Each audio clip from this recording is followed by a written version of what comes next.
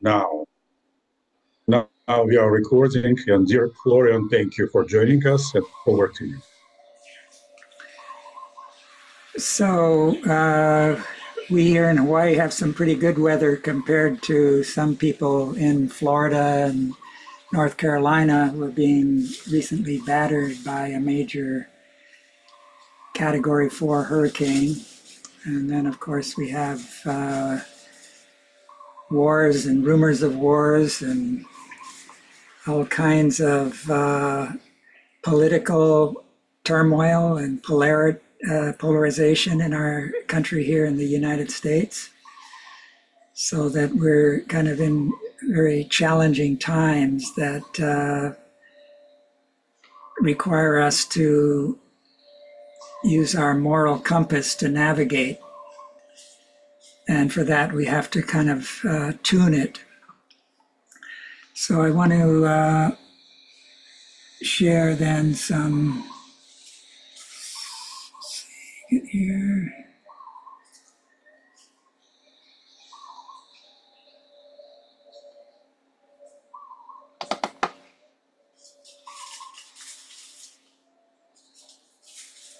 So once again, these 7 seals can become a meditative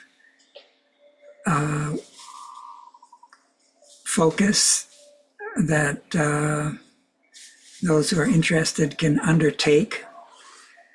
So in this introductory slide, you have the first of the 7, which is related to Saturday. So yesterday would have been, in the method that I've been using, the time to work with the first seal, where you have the Son of Man, Son of God, with the fiery sword coming out of his mouth. His eyes are like coals of fire. His feet are like molten brass. He has 7 stars in his right hand. He has a golden girdle. He has a white robe down to his feet. And there are 7 candlesticks in this. There are 12 in this seal, 12 lights as opposed to 7. But anyways, that would have been the one for yesterday. And I find it best to work with them in the evening, and one can build up the individual seal inwardly with one's eyes closed. And during the day and other times, one can then study material, whether it's the book of Revelation itself or contributions that Rudolf Steiner made in his lectures on the apocalypse, to deepen it. And they can then become windows into this hidden world of the astral, which is the world of imagination. And then you have the inspiration, which is the trumpets. The 7 seals are related to the world of imagination. And then the 7 vials of wrath, as they're called, has to do with intuition. What's poured out as love ends up coming to humanity as wrath, because a great part of humanity is so far removed from the ability to receive that love and offer it themselves. So today would actually be the one that's at the bottom, which is the one related to Sunday. And that's where you have the 4 living creatures, the 24 elders. They're represented by crowns in this Rosicrucian seal. And you have the 4 living creatures and the lamb with the book in the middle. So that's an important starting point of this great drama, where there is this tension where the question is, who can open the book and loose the seals thereof? and nobody could manage that great task. But then the lion from the tribe of Judah is mentioned. But when you look, instead of the lion, you see the lamb, the sacrificial lamb.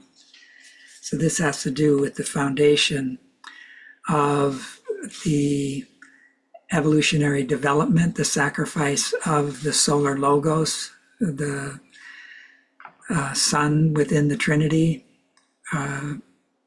speaking forth the creation. So he's able to open the book.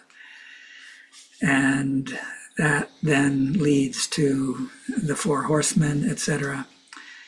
But here I want to go on to the next slide. And this gives a little bit of an overview of the hierarchies and how they're related to the Trinity. So you have the first hierarchy, that's the seraphim, cherubim, and thrones, or spirits of love, harmony, and wisdom, or will, I should say. And they're related to the father aspect of the divinity, but one could also add the mother aspect of the divinity. And then the second hierarchy, the Kyriates, spirits of wisdom, dunamis, spirits of movement, Elohim, exousiai, spirits of form, who play a particularly important part in our period of evolution. And then you have the third hierarchy, which are closest to humanity, the archai, or time spirits, spirits of personality, they're sometimes called, the archangels, also called folk spirits, and then the angels, the guardians, messengers. And a lot of this lore goes back to Dionysius the Areopagite, who was a pupil of Paul, who was given the task of overseeing the work with esoteric Christianity. And he plays a very important role in that. There's what's called the pseudo-Dionysius, which has to do with the fact that these teachings were initially given orally, and eventually, when it was about to die out, it was written down. And so this was centuries later. So this is just sort of a background of how then, if you look at the human being down below, how the first hierarchy is related to our will, the middle hierarchy to our feeling life, and the third hierarchy, angels, archangels, archai, to our thinking. And we can access these hierarchies through developing these faculties of imagination, inspiration, and intuition.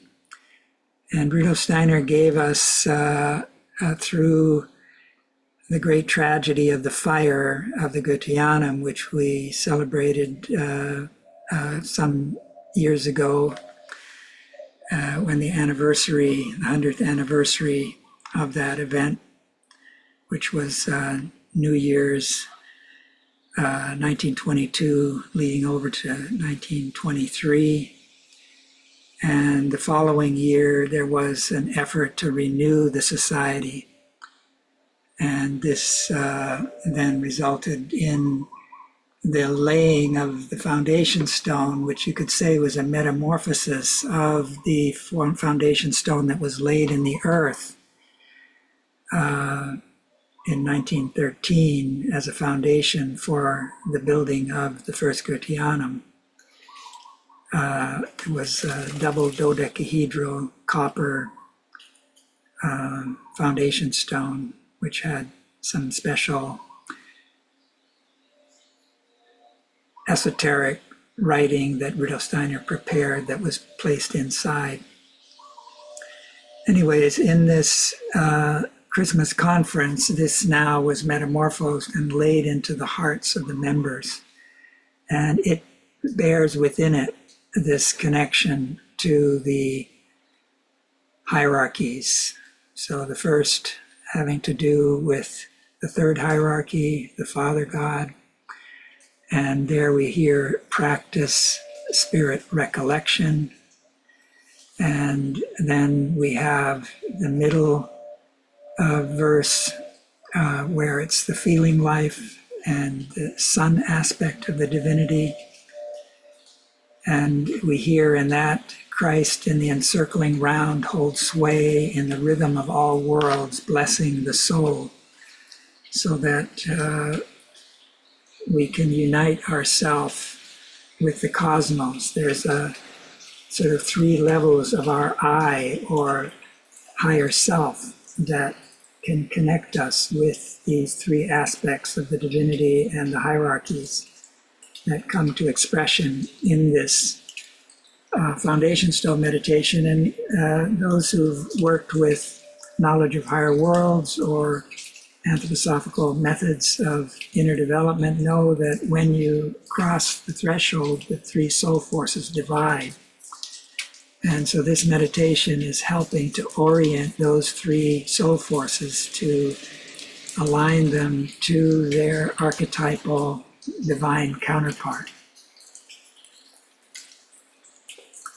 And one of the imaginations that we need to bring with us to connect with not just the mystery of Golgotha in an earthly sense, which Rudolf Steiner referred to as the turning point of time, the most important event of the whole of our Earth evolution. We need to add the cosmic dimension, which has been very much lost in the millennium since that event. It really involves the Christ as a sun being, as the solar logos, who through the mystery of Golgotha united himself with the earth and became the spirit of the earth. And that's what will make possible the future New Jerusalem, the resurrected earth, the golden city, or what's called the Jupiter condition of the future that we've been looking at in this series on the apocalypse. So here's just another aspect of that, showing him in the realm of the stars, and the 12 around the 13th, with the archetypal picture of the 12 disciples, and Christ as the 13th relates to that solar role as well. And we know with the beginning of the book of Revelation begins with an angel, a servant messenger of the Christ that John encounters. And to really enter into this book in a living way, we need to tread a path of inner development to connect with this angelic world which is closest to us. And in order to do that, we need to develop this imaginative consciousness to begin with. We need to learn to think in pictures. It's like the world of dreams, but now it's waking capacity to develop imaginations. And working with these 7 Rosicrucian seals can help to awaken this capacity if one works with it regularly. And at the same time, we need to get in touch with the higher soul, the archetype of our soul, which has to do with the Sophia being. She's hidden behind the world of the stars. You could say that the stars are the garment of the Sophia, and we have to learn to lift the veil of Isis, lift the veil of the stars that hide this being from us. And for that, we need to shift our capacity for thinking from the head to the heart. We need to develop what Steiner called heart thinking. And in order to enter into this cosmic dimension that I've spoken about of the Christ being as a sun being, according to Steiner, when the Christ descended from the sun to the earth. He left his highest member, his Atman, his transformed physical, on the sun. His life spirit, which is the higher aspect of the etheric, was woven into the etheric body of the earth. And his spirit self was given as a gift to certain individuals. For example, those who were members of the Grail stream that was really begun by Joseph of Arimathea, who, according to legend and biblical account, was there beneath the cross and took down, together with Nicodemus, the body. So instead of the symbolic bread and wine that was celebrated in the first communion in the upper room, here you have the actual body and the actual blood. He has the vessel which was used at the Last Supper and gathers in it the blood that he's able to gather. And they then lay the body after preparing it in the tomb. So here you have two initiates, you could say, who are forerunners of humanity in regards to this mystery of Golgotha. So we need to live into the cosmic rhythms. Christ in the encircling round holds sway in the rhythm of all worlds, blessing the soul. And there's 4 points in this rhythm that are special. They form a cross, if you could turn time into space. And these are related to the solstices and equinoxes, so that the longest day in the midsummer, the longest night in the midwinter, December 21st and June 21st, respectively. And then we have the 2 points of the year where there's a balancing of day and night, balancing of the forces of the cosmos. And that's Easter, March, when the sun is in Pisces, and now in our time of Michaelmas, where the sun is in Virgo and then passes over into Libra, and from there Scorpio. And you could say Virgo is related to the Virgin, to the Sophia. In the Ptolemaic system, it's really one of the largest of the constellations. And Libra is often related to Michael with the scales. And Scorpio can be seen as related to the dragon forces that Michael has to confront. But the metamorphosis of the scorpion is the eagle. And John is related to the eagle in the scriptural sort of account. Eagle is thought to fly higher than other birds and is able to look at the sun unflinching. So John was the one who laid on the breast of the Christ, which is the heart is related to the sun, and the Christ heart was a veritable sun that radiated infinite love, you could say, which is our calling for the future. So in these 4 festivals, there's 4 guardians. These can be seen as gateways to the new sun mysteries. And these are then the beings of Raphael, who guards the Easter gate, Gabriel, who guards the Christmas gate. We have Uriel, the Midsummer gate, and then Michael, the fall festival that we're in the midst of today. And here's some artwork by various anthroposophical artists who try to express some of the attributes of these 4 archangels. Now, most of the archangels play the role of group souls that overlight nations and races and people. But these particular archangels are, you could say, in between the stage of archangel and the next level of the hierarchy above them, the archai. Archai rule over periods of 2,160 years. And these are 4 of 7 archangels who are involved in sharing in that task of bringing new inspirations during a period of 2,160 years, which is the period it takes for the sun to move through a given constellation of the zodiac. So here you have just some depictions of this cosmic cross with the solstices and equinoxes, and showing how the Earth is moving around the sun.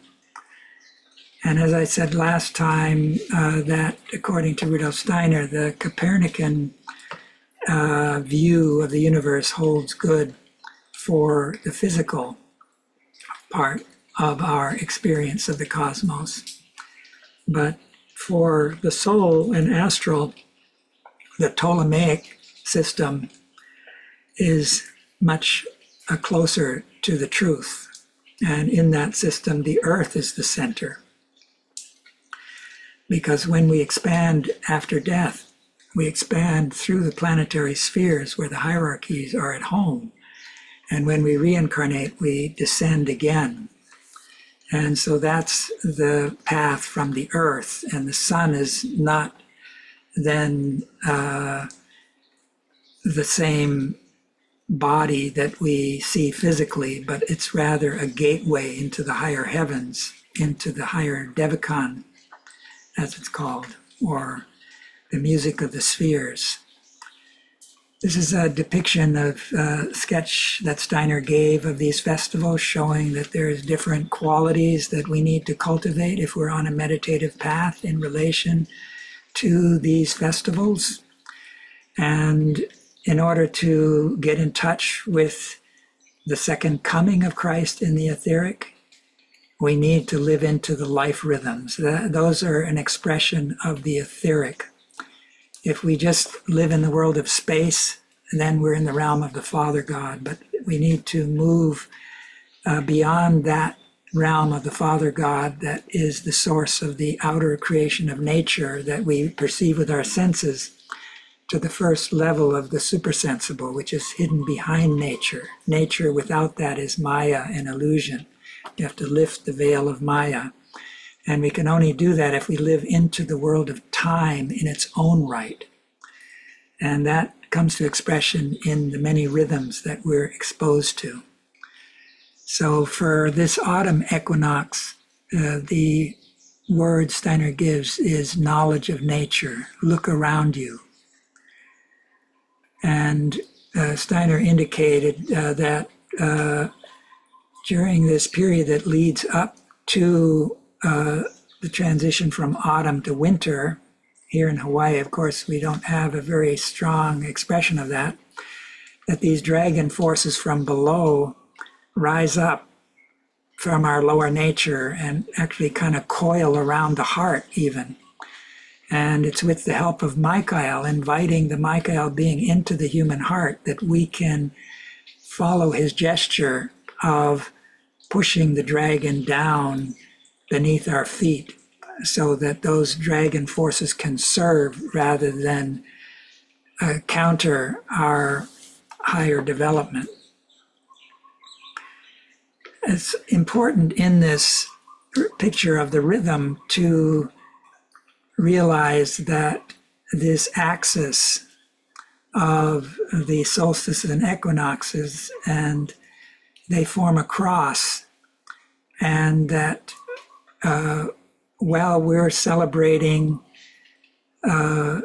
Christmas in the northern hemisphere, it's kind of reversed in the southern hemisphere, and the same goes for Michaelmas and Easter.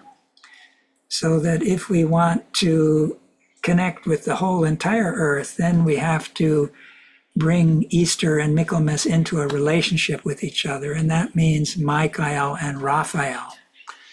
And that really took place between Rudolf Steiner and Ita Wegman. Ita Wegman was working in the healing arts that are under the guidance of Raphael, whereas Steiner was really working with the Michael being more directly. But these two complement each other. And it was during the time when Raphael was ruling that the Grail mysteries, which are a really healing impulse in human evolution, took place. So here we have that other picture of all 7 archangels, and that they rule for periods that last about 354 years, and that since 1879, we've entered into a new period of Michael. That was preceded by age in which the Gabriel rulership was taking place, and that was from 1510 to 1879. And Rudolf Steiner didn't just invent these. There's Abbot Trithemius around the 1500s that wrote a treatise that I've included to the right here. Rudolf Steiner made a few corrections in the more exact time frame. But Michael is the strongest of the archangels. He's connected with the sun, whereas Gabriel is connected with the moon. The moon has very much to do with our physical development, our blood relationships, the propagation of human beings. Those are sort of under the auspices of Gabriel. So during the rulership of Gabriel, this group soul aspect, nationalism, became strong. Modern science, which looks at the physical body of the human being, was in the foreground, and inspirations weren't so much coming from the higher worlds. But getting back to Michael, there is one of the oldest sites in Europe that's devoted to Michael. It's called Monte Gargano, and I believe it's in Sicily. And I think it was around the 5th to 6th centuries that this was initially inaugurated. And it had kind of an initiation chamber in it that involved the neophyte, the one who was prepared, would be led into a cave that was dark. And he was told to continue to penetrate the darkness in the cave. And as one went deeper and deeper into that cave, the roof of the cave became lower, and you eventually had to crawl to make your way deeper into this cave. And so as you were crawling for a period of time, you then entered a chamber and a torch was lit to brighten a larger space. And there was this figure of Michael that I'm showing you here. It's kind of been worn. It used to be very much gilded with gold. So you had this bright, shining figure of Michael that was there above you with the spear he was holding pointed at you. So it's as though you crawling down below were like the dragon, and you needed to shift your identity to Michael, this sun archangel that is related to our own higher self. This theme of the battle with the dragon is very ancient. Steiner speaks of it having taken place, for example, in the Lemurian time, where Michael cast the Luciferic dragon down into the human heads. And that's what awoken the first impulse towards human thinking. So eating of the tree of knowledge of good and evil was related to that fall of humanity in the Lemurian period. But Michael was there creating a benefit for us with this Luciferic dragon being cast into our human consciousness and awakening wisdom. That was really the beginning of human freedom. So here we have Apollo defeating the dragon in the Greek mythology. So there you have another sort of aspect of Michael. Apollo was related to the sun as well. And in the Hindu tradition, you have Indra battling with the dragon Mitra.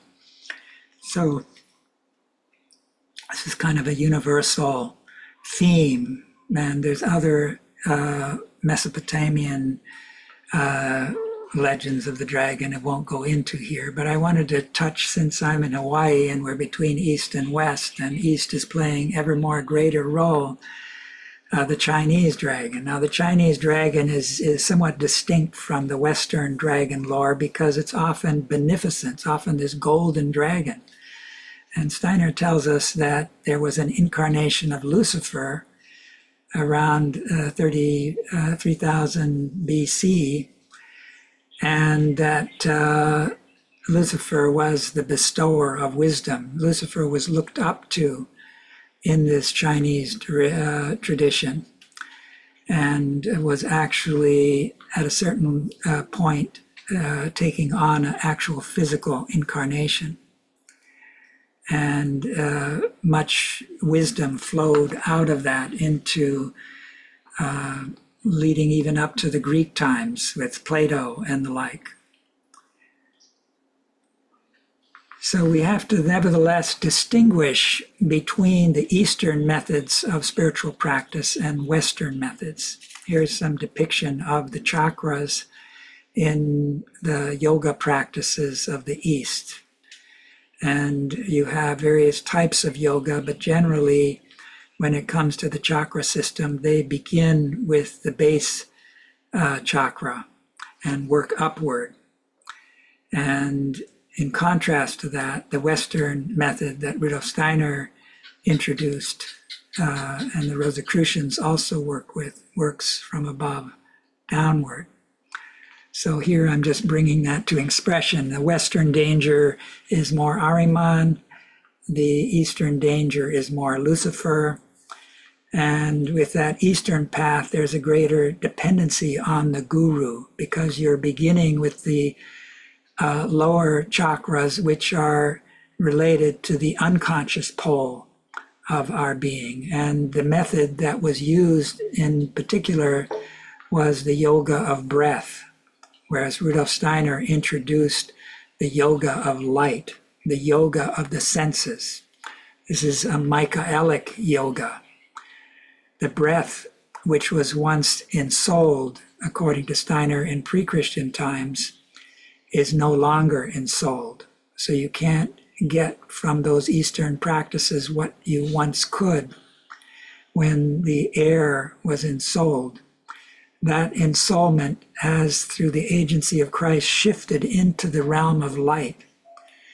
And that means, especially through raising our thinking to a living thinking, that's part of it. But he's saying that every part, every sense, and he talks about 12 senses, involves a breathing process. So a picture of this yoga of light could be seen if you do an exercise with color and you put a yellow, strong expression of color on a white sheet of paper and you stare at it for a given period of time and then look away towards the white on the paper, and you'll have a kind of a blue-violet, very faint picture. Steiner says this isn't just some physical effect. This is your visual experience being impressed into the etheric world.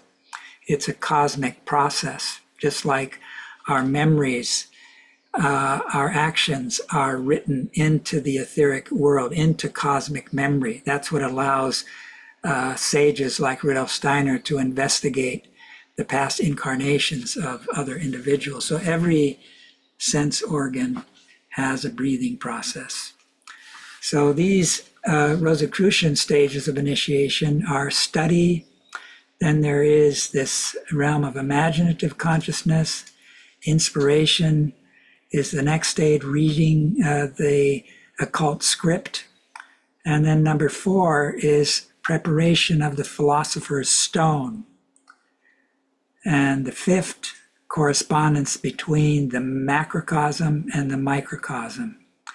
And number 6 is expanding into the macrocosm. That means into the world of the earth, but also into the realm where the souls that are between incarnations, into the cosmic realm that we enter between incarnations. That's the realm we have to expand into in this 5th stage. And then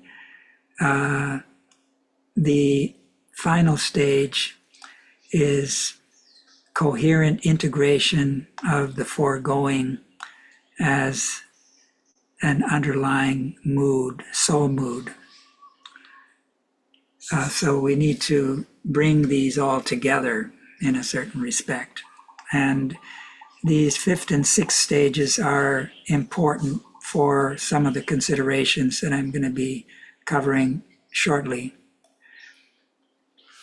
So this symbol of the caduceus I have given before, it has to do with the light serpent representing our day consciousness and the dark serpent representing the night consciousness. And the vertical staff is really the ego that's standing on the moon in this case, and there's a flame above. That's the flame of the higher self that arises when these two, the day and the night conscious, are woven into each other.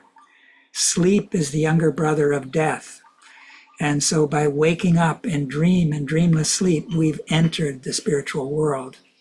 And lifting the veil of Maya is what Goethe, with his Goethean science, and this yoga of the senses involves that yoga of the senses, of how we look at things, where we see the spirit shining through.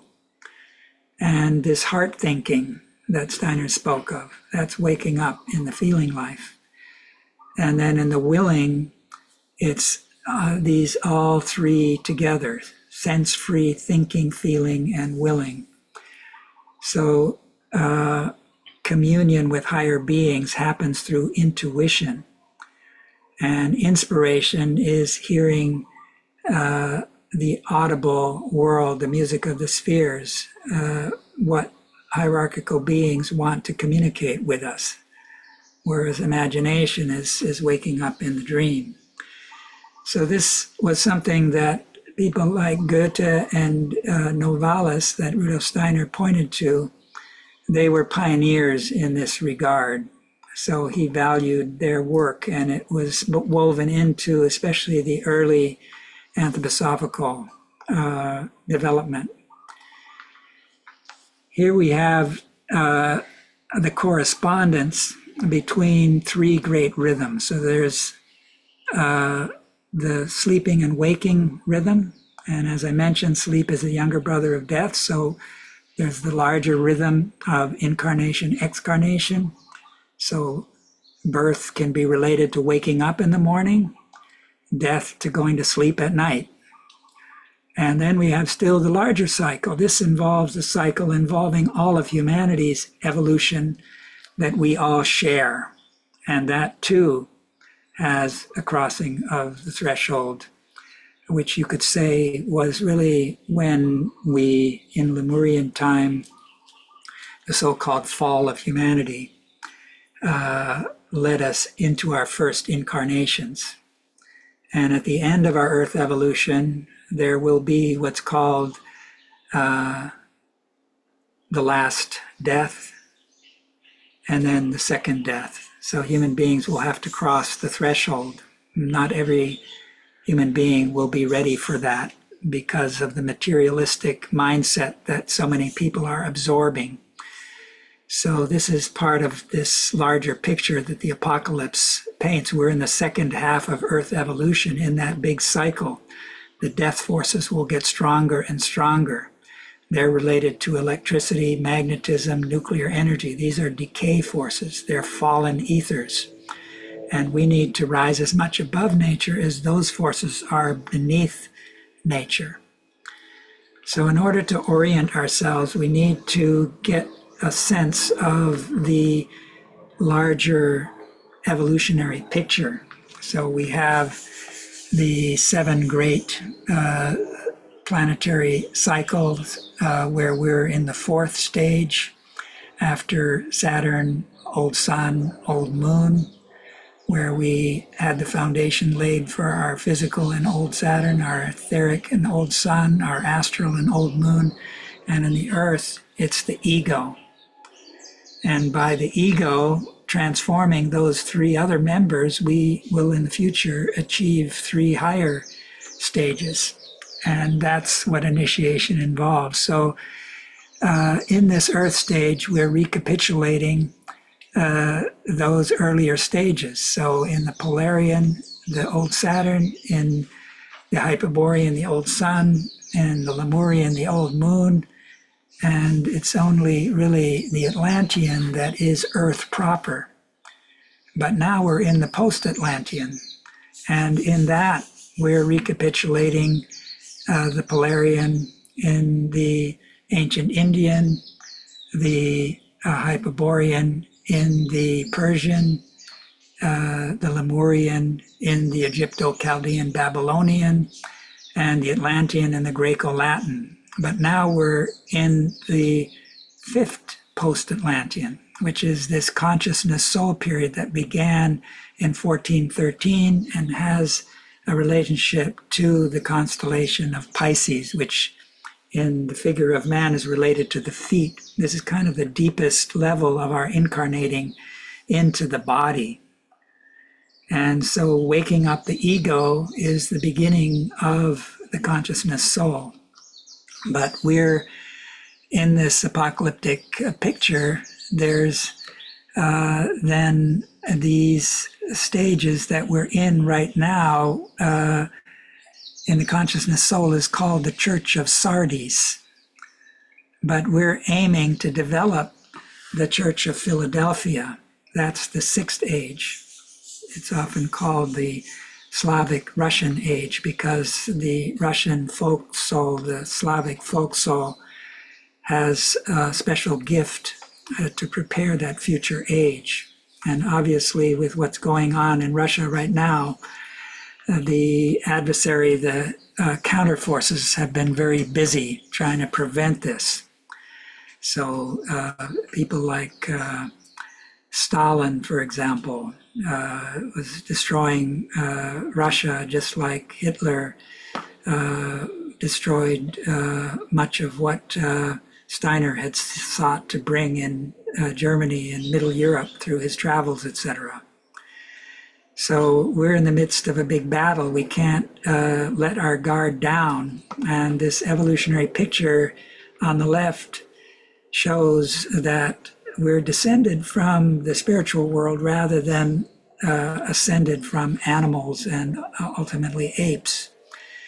That is an Ahrimanic lie, and Lucifer is involved as well. So science would like to keep us, our identity imprisoned in the body and our hereditary and blood relationships. And that is the mortal human being that will die with the body. So if we want to achieve what the book of Revelation is trying to teach us, we have to get in touch with our higher self.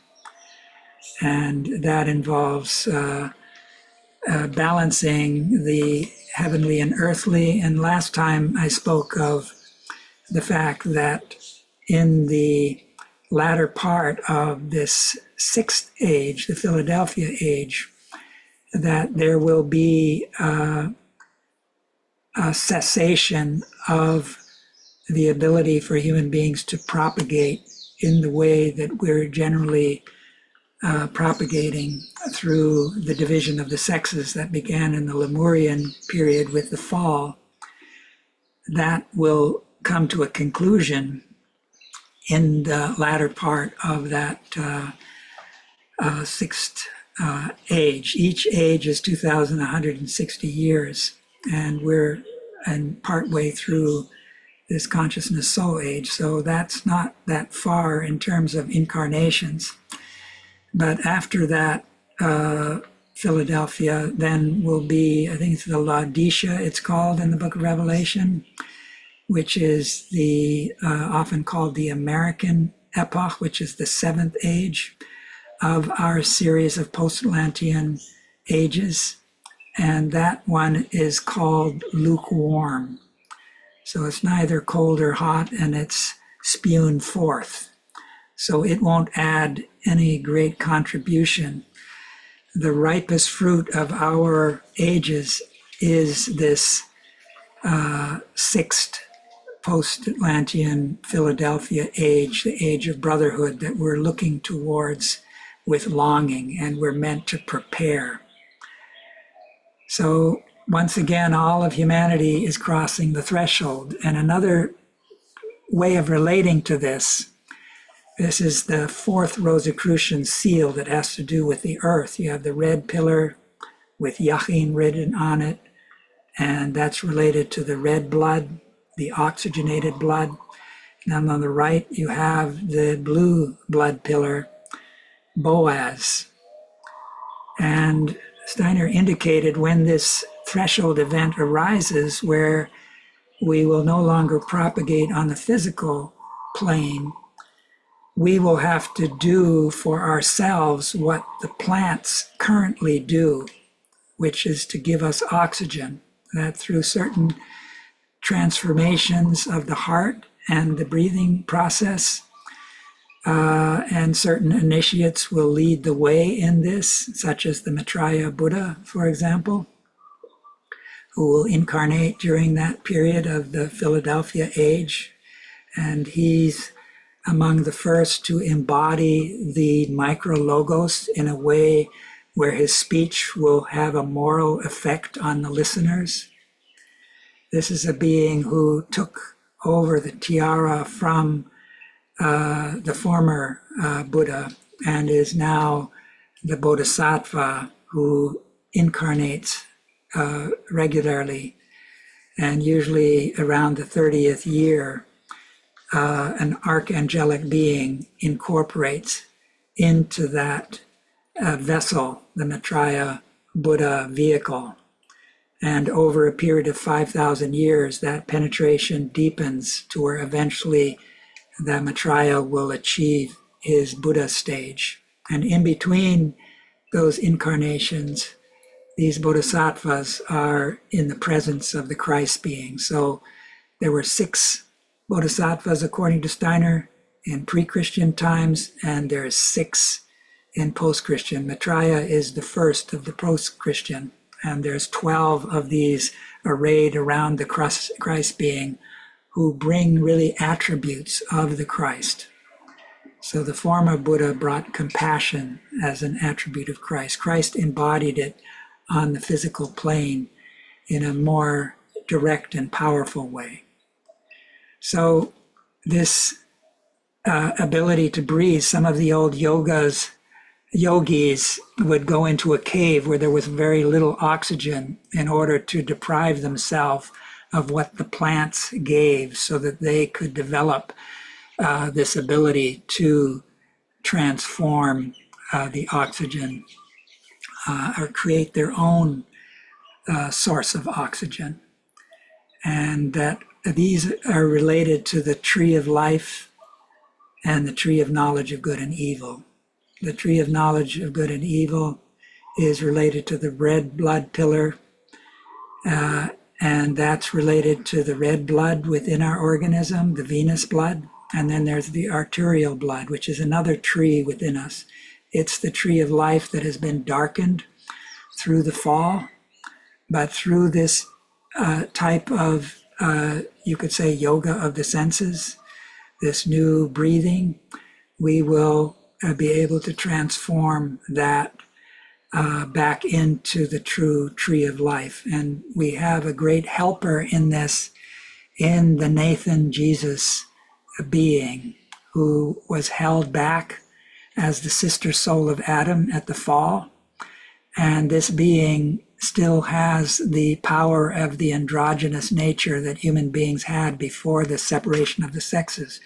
So this being is the vessel of the Christ who will help us to, in the future, when the last death occurs, to have the etheric body as our lower member. And instead of incarnating on the physical plane, we will live in the atmosphere of the earth.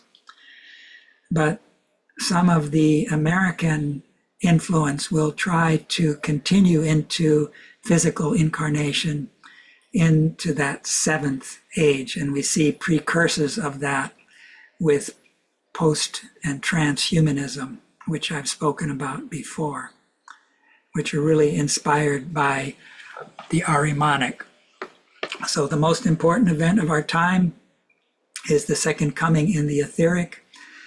We've passed through these stages of the Krita Yuga, the Golden Age, Treta Yuga, the Silver Age, the Parta Yuga, the Bronze Age, and then the Kali Yuga, the Iron Age. And that's from 3101 BC to 1899 AD. So that's a 5,000 year period where the old clairvoyance was lost. But since 1899, there's a dawning of a new clairvoyance.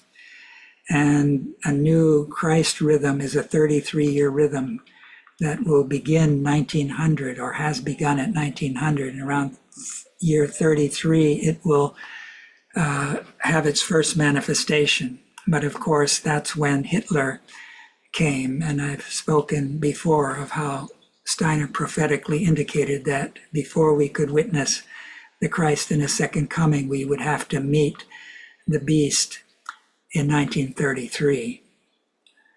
And so that's part of the history we can look back to and learn from. So it's in this realm of the etheric that we have to become familiar with. There's the four ethers. Earth, air, water, fire are the physical manifestation of them.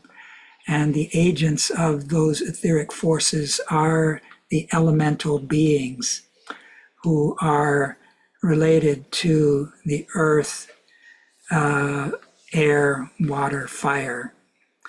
And these are then the gnomes related to the earth, the undines in relation to the water, the sylphs to the air, and then we have the fire spirits, which are often called salamanders. And these were visible to the alchemical workers in the medieval time because the higher realms were closed to them, and these were among the last clairvoyant experiences. So we have to study alchemy on a new level. And so here we have another of the seals that is very relevant to our time, especially since Rudolf Steiner, in his last lectures on the Book of Revelation to the priests, said that the sixth trumpet began to sound in the 1840s. That's when the battle in the heavens began, where Michael engaged the dragon and cast him down after decades of battle in 1879, and the new Michael age could begin. So with that, all of humanity crossed the threshold. That's where the fourth seal that we just dealt with a moment ago, humanity crossing the threshold. And we know there's the two beasts on either side. One rises from the water, the other from the dry land, the Luciferic and the Ahrimanic. We have to take the straight and narrow path. But in our time, there's the birth of the second coming in the etheric.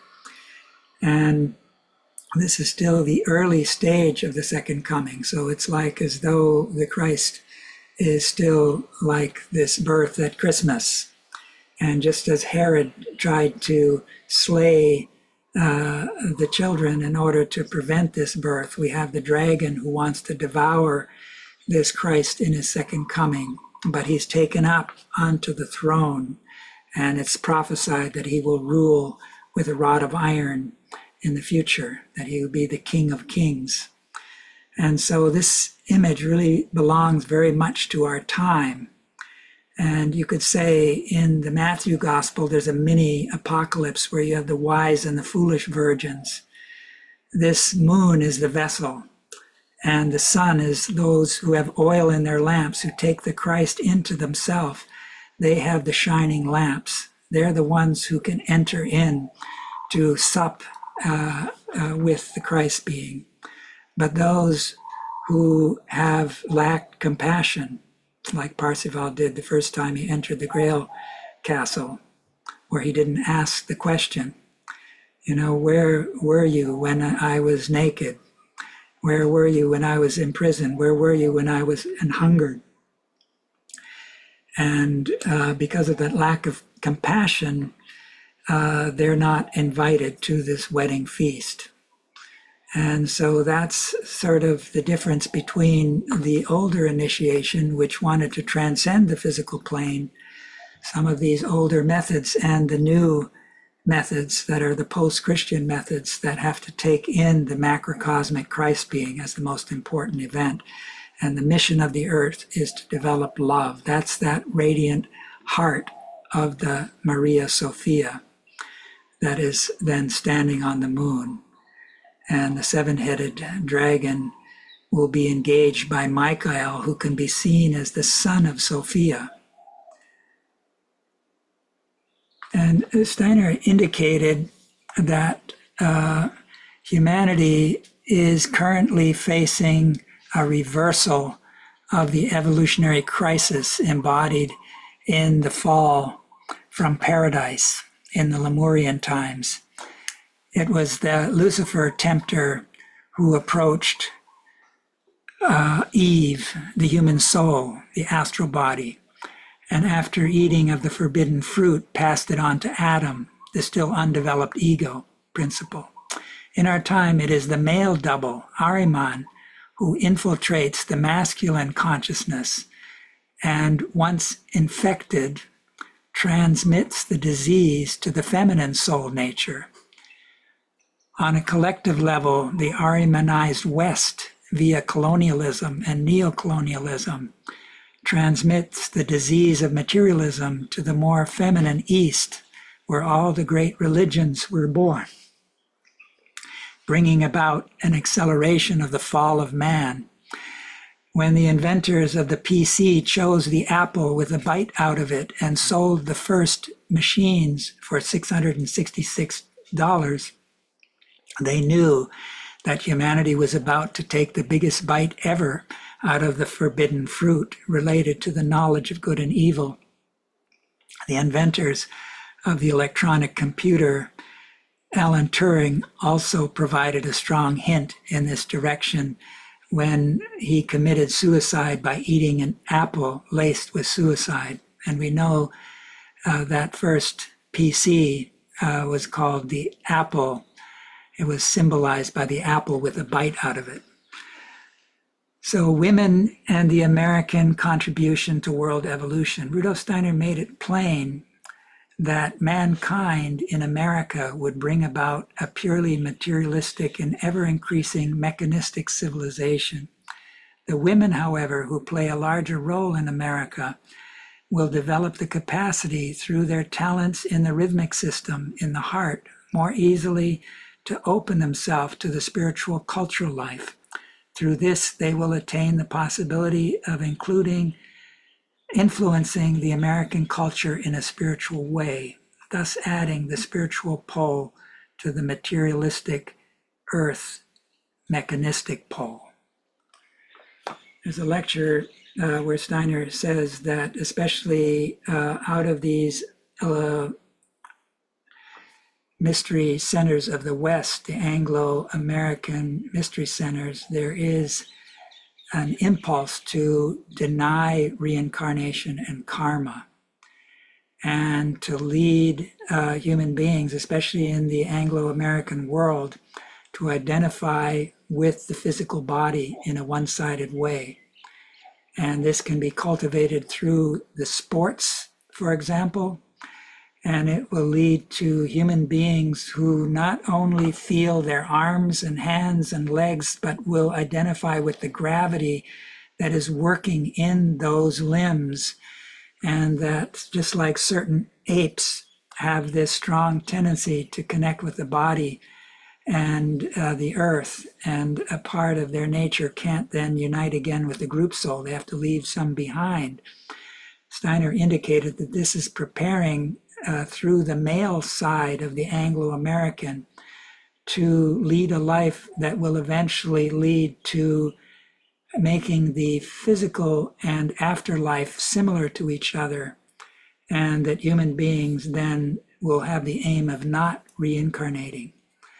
They will be trapped, you could say, in a world that is non-physical, but is related to the physical, and work back into the physical as kind of negative centers. So here's aside from the reversal of the paradise myth, we have the reversal of the Isis-Osiris myth. So we're recapitulating, in a certain sense, the third post-Atlantean, the Egypto-Chaldean Babylonian, in our post-Atlantean period, which is apocalyptic because we're not recapitulating anything anymore like we did in the fourth age. We're anticipating the future. That's what makes our age apocalyptic. And here Steiner is saying the world picture of Copernicus, Galileo, and Kepler is a Luciferic construction, precisely because it arose from and corresponds to our Ahrimanic forces of knowledge. Its content, please distinguish here between method and content, is a Luciferic one. Steiner spoke of a new Isis legend as relevant for our time as the death of Osiris by Typhon, Ahriman, was in the Egyptian age. Projecting this materialistic, mechanistic astronomy onto the heavens has brought about the death of Sophia. Steiner went on to say, we do not lack Christ, but the knowledge of Christ, the Sophia of Christ, the Isis of Christ is lacking. Just as the Egyptians looked for Osiris, looked from Osiris to Isis, so we must learn to look again to the new Isis, the Holy Sophia. Christ will appear again in a spiritual form during the course of the 20th century, not through the arrival of the external events alone, but because human beings find the power represented by the Holy Sophia. This is something, a chart that I've taken from Prokofiev, where he speaks of this, the cycle of the year and the initiation of humanity, something of that sort, but it shows how this being of Sophia, who reaches into the realm of the spirits of wisdom, the Curiosities, has developed a new member that is close to humanity, that for every 1 year in our revolution, she undergoes 100 years. So her incarnation in this respect began in 2100 BC. She reached the age equivalent of 21 in the turning point of time. In our time, she's at the stage of what would it be equivalent to 42. And so you have her going ahead of us now into Spirit Self and leading us into Spirit Self. So you could say that you have the metamorphosis of Sophia from Theo-Sophia to Philosophia, which means love for Sophia, to Anthropos Sophia, which is what Steiner then brought. Now, this whole loss of connection to Sophia and the reversal of the paradise myth is related to the fact that we have not just our four bodies, physical, etheric, astral, and spiritual dimension, but we also have subnature forces, electricity, magnetism, gravity, and these radiations associated with them are there present both in our bodily nature and in the earth and the cosmos. And those subnature forces, as Steiner calls them, they enter the human being as the doppelganger. And that this doppelganger can become a sheath for the Ahrimanic Luciferic beings. Lucifer more from the head pole, Ahriman pushes up from below through the will, the most unconscious part of our nature. But there's a macrocosmic counterpart to that, and that's related to the sun demon, the Zorat figure, which we've touched upon before. So we need to bring these forces into balance, but they've become very imbalanced.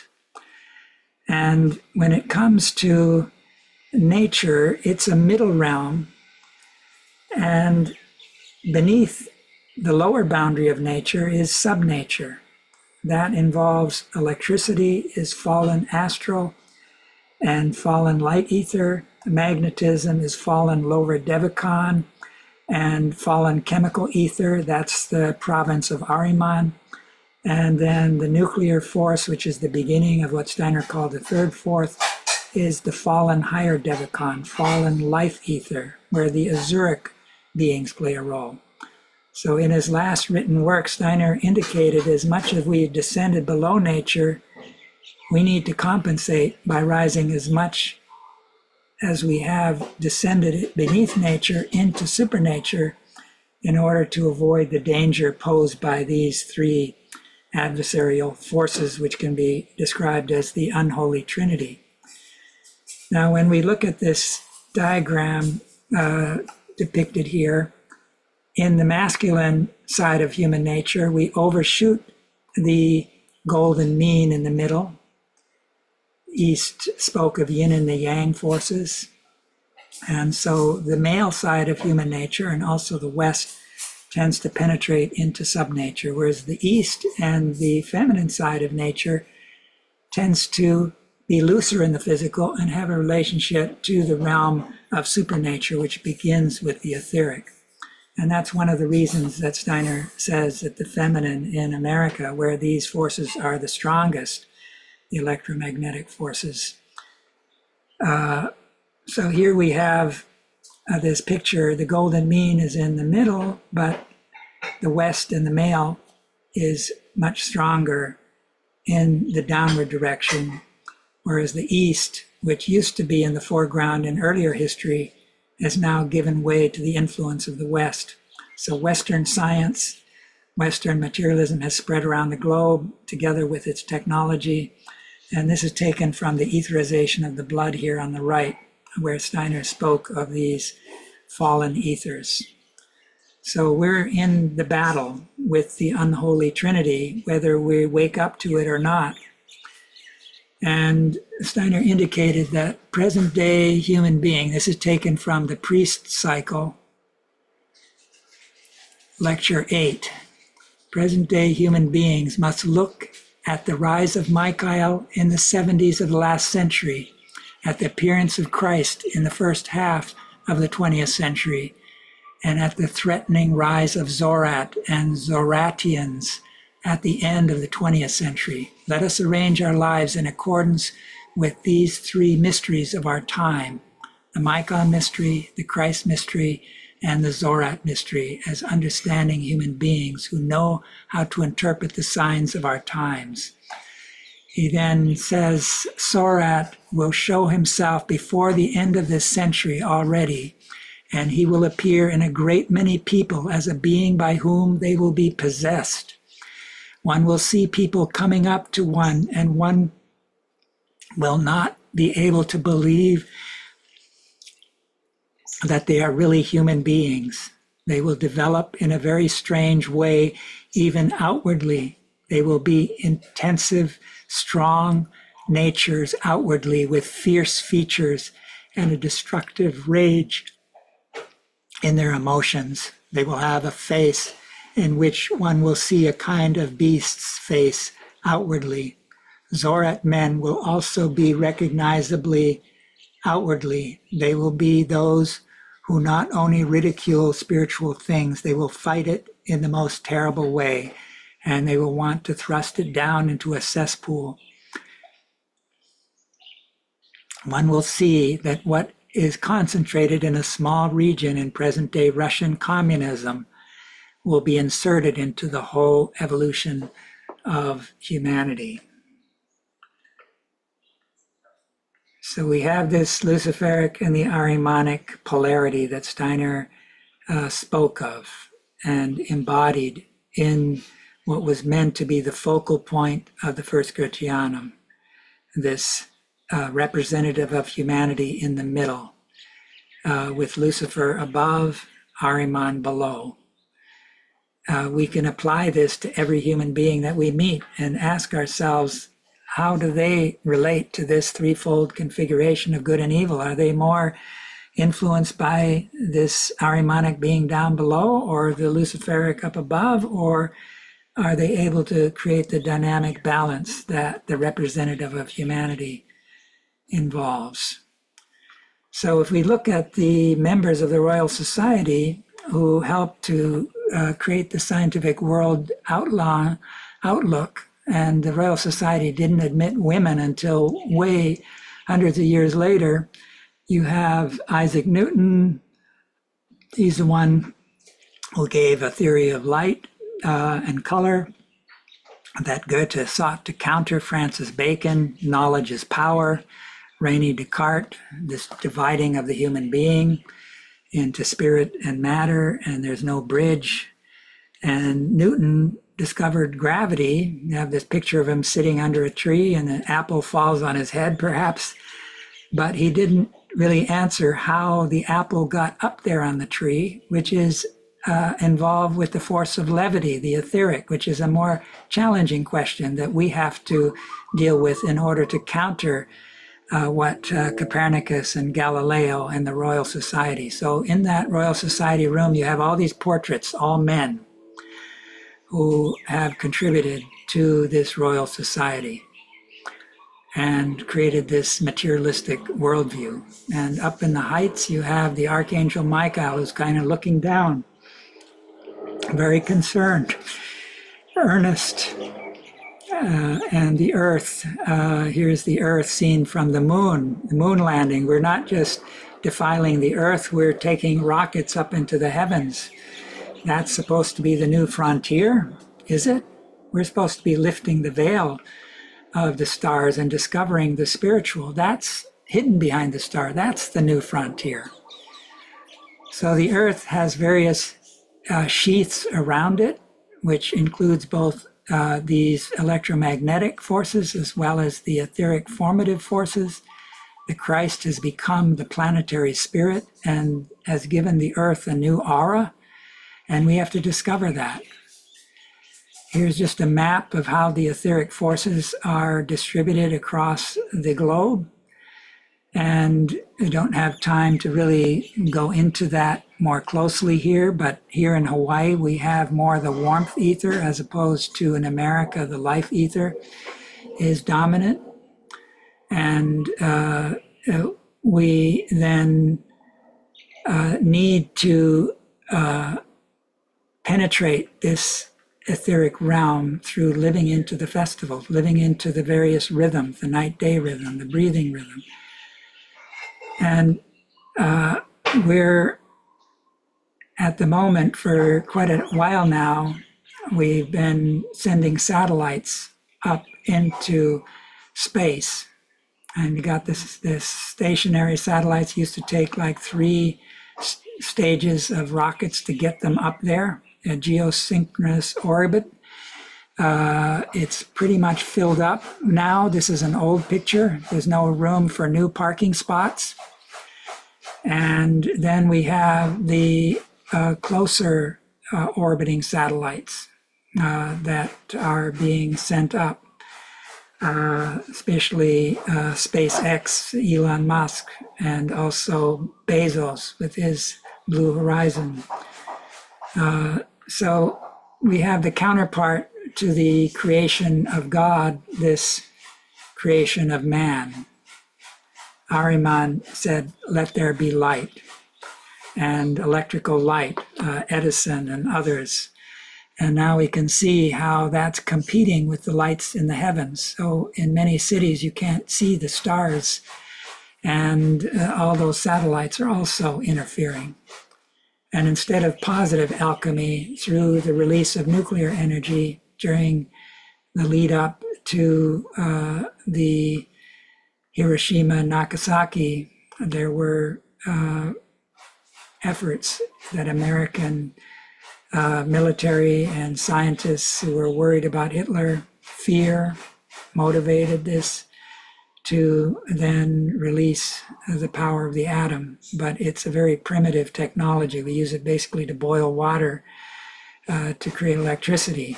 And then we weren't satisfied just with penetrating the outer realm of the mineral, the life realm as well, through genetic engineering, through mapping the genome. The US government put lots of money behind this, and private companies as well. So we're well on our way to creating what's called a global brain. There's many articles and books on this subject. This is just a depiction of how it has a similarity to a nervous system. And these are scientists who foresaw a new layer sheath around the Earth. They called it the new sphere, the thinking sphere around the Earth. The Earth, as I've said before, in this next picture is really the head of Adam Kadmon, which reaches into the cosmos. The sun is the heart of Adam Kadmon. And it's on the Earth that we physically incarnate. We enter these other spheres between incarnations. This is the related to that fifth and sixth stage of Rosicrucian initiation, expanding into the macrocosm, the relation between microcosm and macrocosm, the fifth stage. So the Christ has become the spirit of the earth, the planetary spirit. What is one day for us is a year for the planetary spirit. And this planetary spirit is what will make the New Jerusalem possible. And the Christ underwent a second death in the etheric at the end of the 18th, leading over into the 19th century, because all these materialistic souls were crossing the threshold, and the angel consciousness that Christ was utilizing to look into the world of humanity was choked and smothered, and the Christ then remained united with those death forces and then overcame them. This was like a second crucifixion, and the second coming is the result of those resurrected thoughts that are there in the etheric realm that Michael wants to share with us. But Michael's rulership has changed, where he's had to let go of the cosmic intelligence for the sake of human freedom. And so now it's up to us to invite Michael into our human hearts, which has a connection to the Son, to the Christ. And that's how we break out of the prison of the body, through a radiant, compassionate heart. And that's how we prevent Ahriman from coming up from below and taking hold of our intelligence. Steiner said that everything depends on that. So the earth has these thoughts, artificial intelligence, transmitted images from satellites, and all of our radios and all of our signals that we're sending around the earth. And those represent the beginning of building the great city of Babylon. The soul of that city is the woman that rides on the beast with the 7 heads and 10 horns, which is related to the old group souls that were appropriate in the Atlantean period.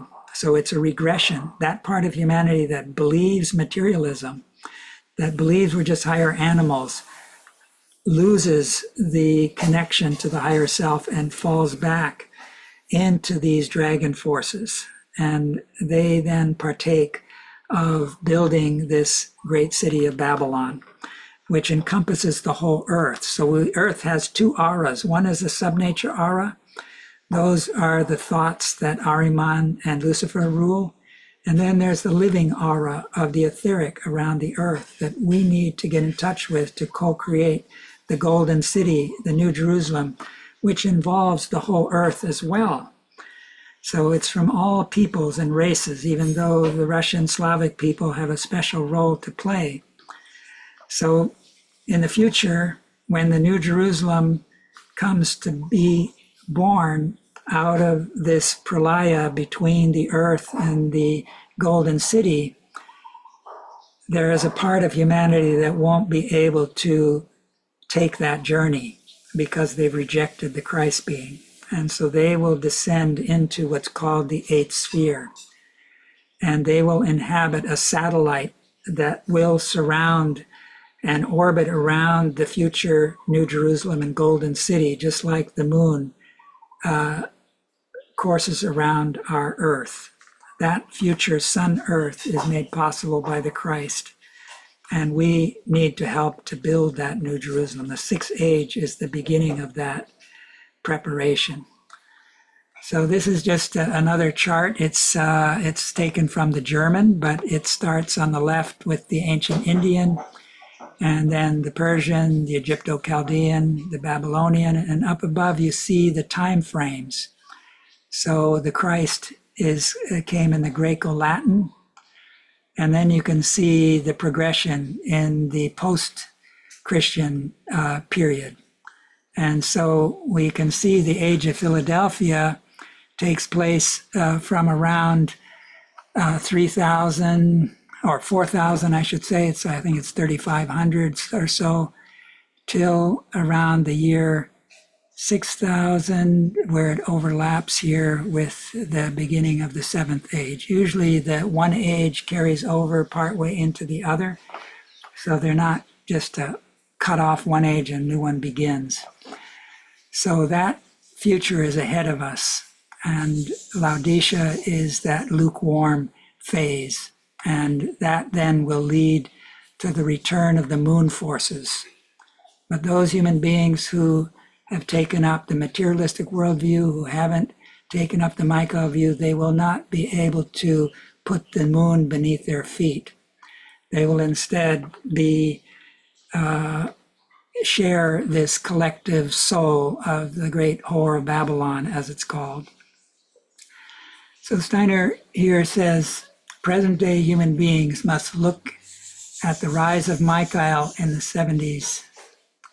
I think I've just...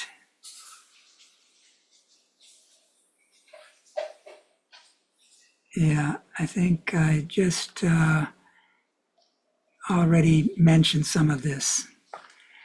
So let me go on to here, the White Rider. I think that's the 19th chapter. So we saw how in the beginning of the seven seals, the first seal is the white horse. The rider has a crown and a bow. He has sure aim. The spiritual world is still overlighting human thinking. Then the next is a descent into the blood, the red horse, the Luciferic forces. The rider has a sword and brings strife. The third is a deeper descent into the Ahrimanic realm where death holds sway. The rider has the scales, weighing, measuring, buying and selling, but hurt not the oil and the wine. Those are sacred substances, which were still recognized. But then you have the pale horse that descends below nature into subnature. The rider is death, and hell follows after him. That's related to this second fall, the fall of intelligence. But here you have the white rider. It's the Christ Michael, who raises intelligence back up into a connection with the divine. And he has a garment that's sprinkled with blood. He has a name that no one can know except himself. That's related to the I am, which you can only say to yourself. But this is the Christ I am. And you could say the 144,000 who are sealed earlier in the book follow behind this white rider who is referred to as the Logos, the Son of Man. And here you have Michaelic intelligence being raised back up into a connection with the divine world. And that's sort of our calling at this particular time. So we have here from a color lecture that light in the cosmos is related to what thinking is in us. Color in the cosmos is related to what feeling in us. Darkness is related to what willing is in us. So light, when it is decaying, is electricity, but true light is in the etheric realm. That's what awakens the blossom and fruit out of the plant. And we have to get in touch with that light. And that's what Michael wields. And he seeks to take up his new rulership in the human heart. And Ahriman is growing ever stronger. The electrical forces all around us are the harbinger of his power. And here's a verse that I want to sort of end with. Michael frees thoughts from their restriction to the head region and opens a way for them to the heart. He sets inner enthusiasm glowing, enabling people to give themselves in soul devotion to everything that can be experienced in the light of thought. The Michael age has arrived. Hearts are beginning to have thoughts. Michael frees thoughts from their restriction to the head region and opens a way for them to the heart.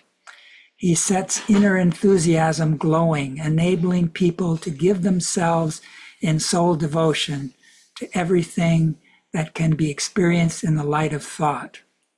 The Michael age has arrived. Hearts are beginning to have thoughts. That's from the Michael letters, which were among Steiner's last contributions, and they're very much worth working with and contemplating. Thank you very much. Let me then turn off the share here.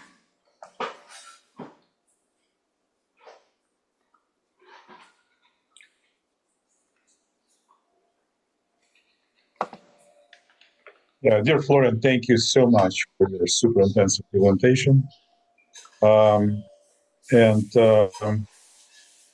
Shall we take maybe a couple of minutes to stretch our limbs and you will restore your voice? Sure. And it will be some questions, I'm pretty sure, from our audience. Okay, sounds like a plan. Friends, let's take 2, maybe 3 minutes, and please come back with your questions. So, a 10-minute break. Now there's question and answer. Yeah.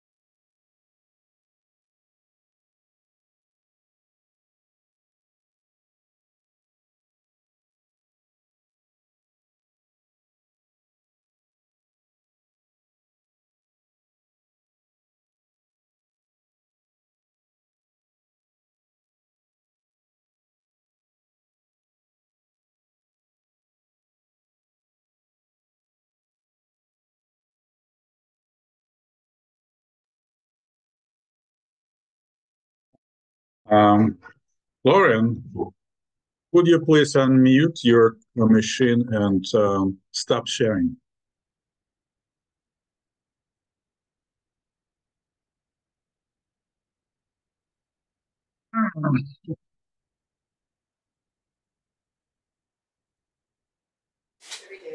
Okay, I'm unmuted. Are you still seeing my slide?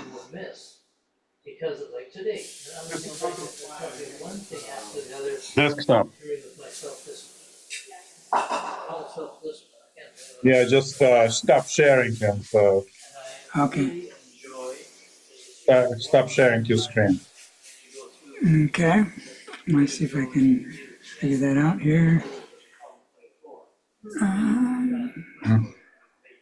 Guess it's often have trouble finding where that little guy went. You know, this is green button in the right in the middle of the bottom of your screen. Yeah, So just click on it. Yeah, it was hiding behind. Okay. Oh yeah, perfect. There are some back noises back from the kitchen. Let me let him know. Yeah, let them know. Yeah. Folks preparing for big fest. Michaelmas.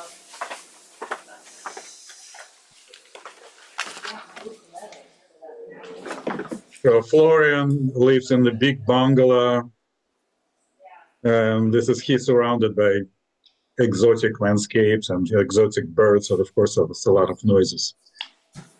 It was a rain right in the middle of your presentation, so which is really happening great. Okay, dear friends. So do you know how to raise your electronic hands? So go on reactions and click on it, and then there's big button, raise hand. So, and who will be first? Who will be first?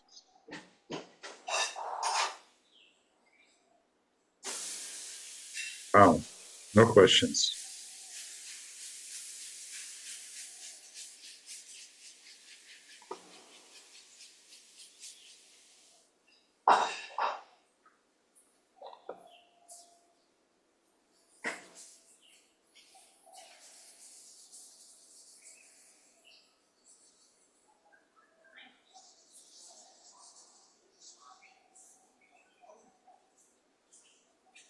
Hey,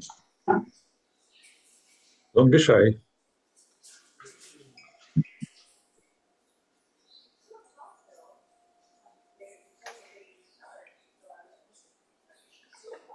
Can be comments, of course, too. We don't just have questions. Yeah, okay, so if it's no questions, so I will go first.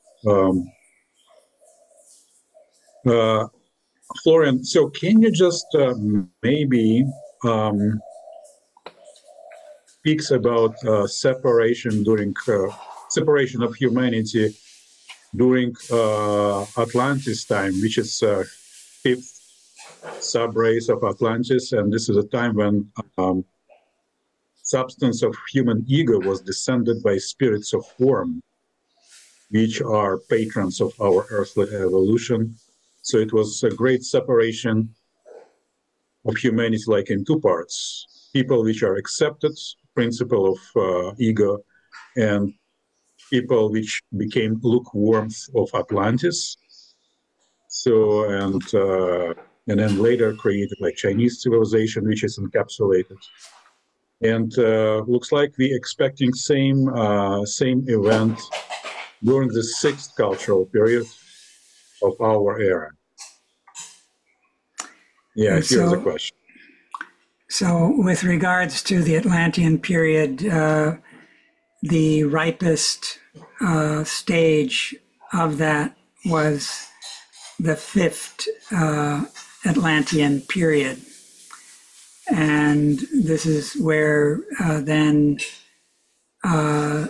those human beings who had kind of lost the old clairvoyance and were kind of beginning to have the dawning sort of ego that we hear from Steiner that there were three pre-Christian interventions of Christ, one in the Lemurian, two in the Atlantean.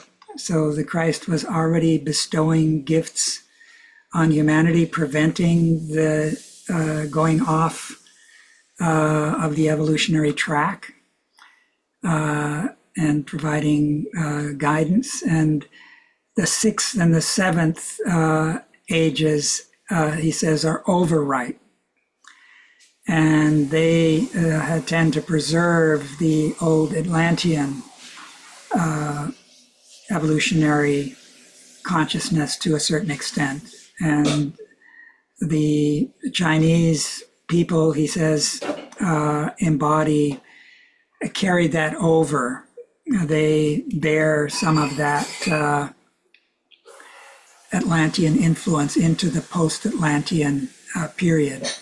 So it's from that group that the Manu, who was the leading sun initiate, gathered those souls who were believed to be ripe for helping to start the new post-Atlantean, and that involved migrations to Ireland to start with, and from there to Asia. Steiner speaks of the Gobi Desert, for example, that there was a sanctuary there that the Manu, who was able to gather under his influence the guiding spirits of the Atlantean oracles, who then became the inspirers of the rishis that were instrumental in the first post-Atlantean Indian evolution.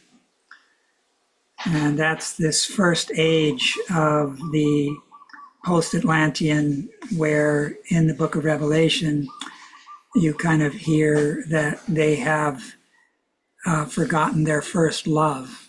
First love is the earth, that the ancient Indians turned one-sidedly to the spiritual and neglected the earth. And so that's one of the comments that the representative of humanity there says to that first church.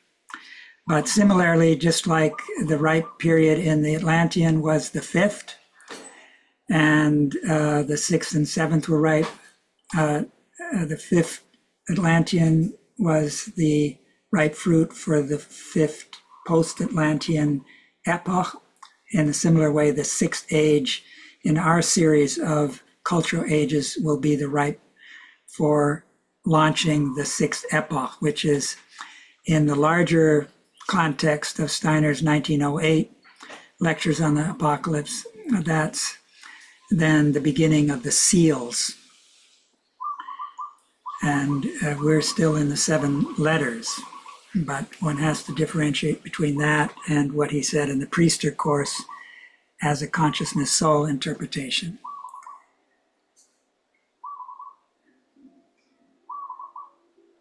Thank you very much. So, okay, George. George is... Hi. Thanks very much, Florian, for your lecture.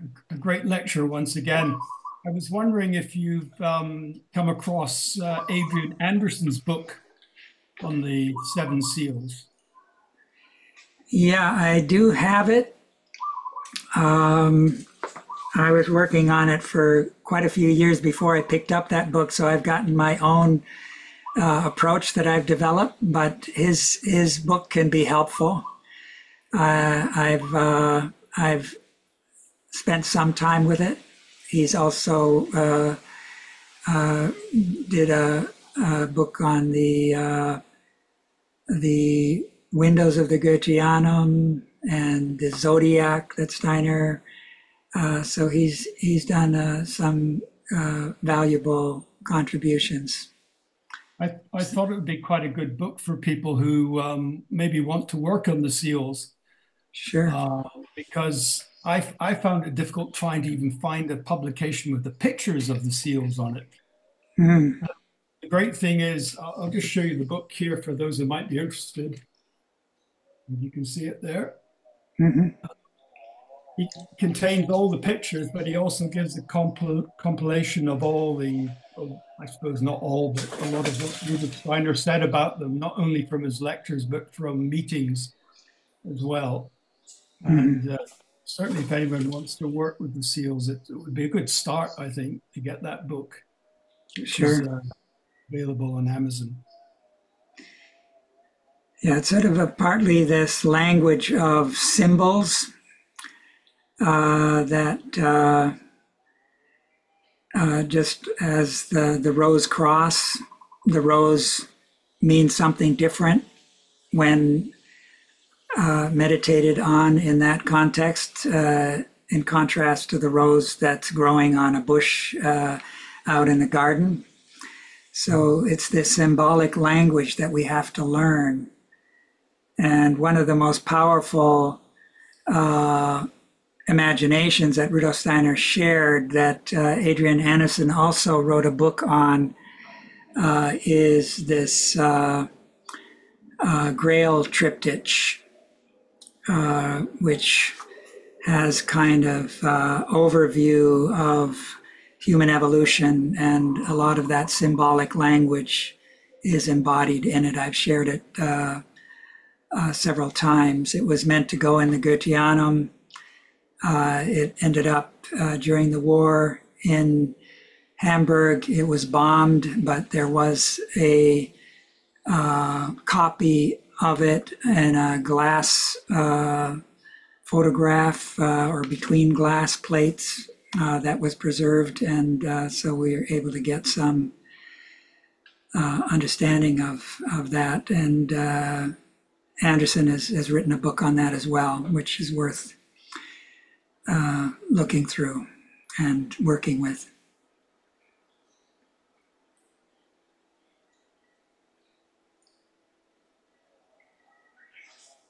Thank you very much. So Jeremy, next.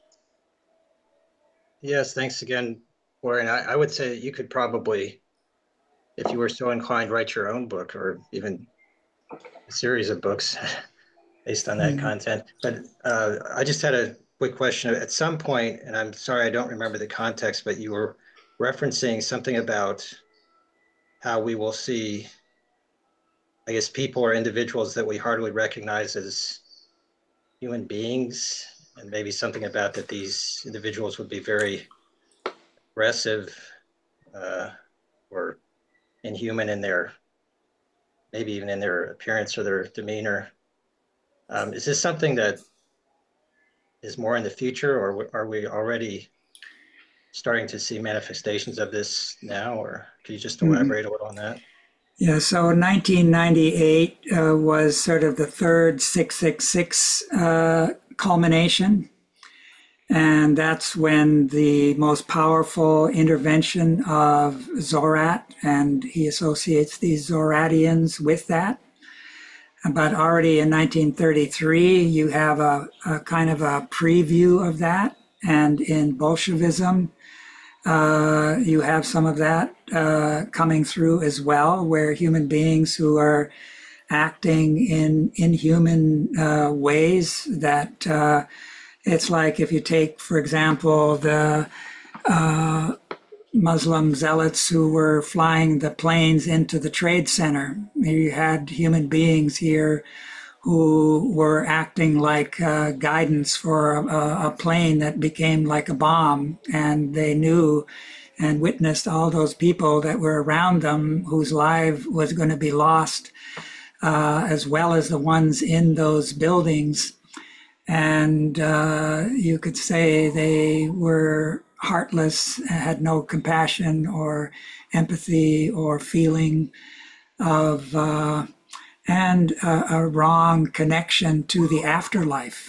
You know, they're often looked at in the Muslim world as martyrs, these people, suicide bombers and the like, but in many respects, there is a demonic element there.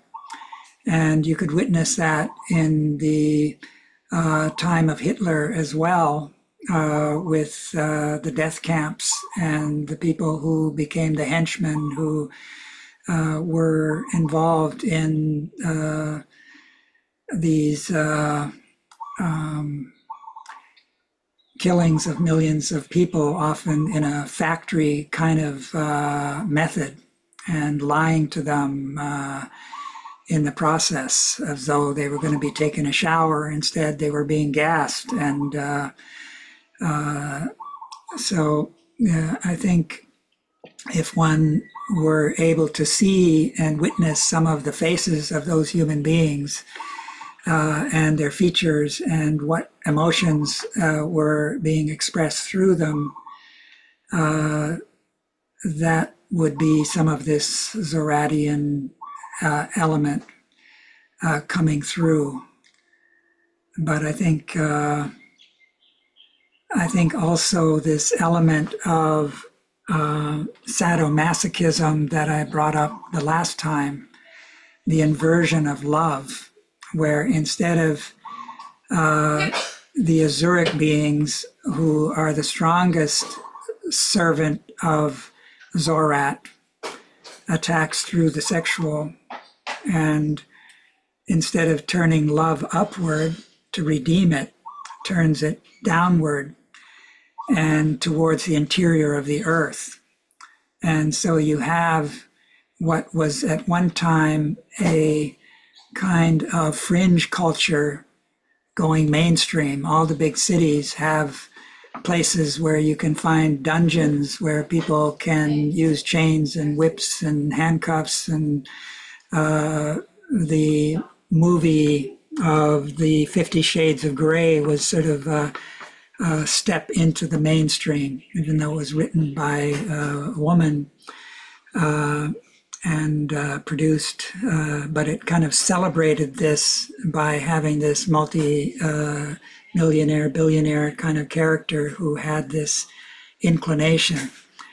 And so I think that's where it would especially come through, because that's the beginning of gray and black magic, where you have this inversion of love, and the soul is turning to the interior of the earth. So the Ahrimanic beings are at home in the sixth layer of the interior of the earth, where volcanism comes from. And so there's a human counterpart to volcanism, which is emotions that give rise to war and destruction. And just like you have, Steiner indicated that our weather conditions, meteorological events, take place between the cosmos, which has the effect of bringing a more harmonious influence, and the interior of the earth, which brings chaotic influence. The interior of the earth are the hell regions of the earth. The Rosicrucian mapped them out as 9 layers of the interior of the earth. And the Christ descended into the hell region, so to speak, and has begun the redemptive process. But human beings have to participate in that process.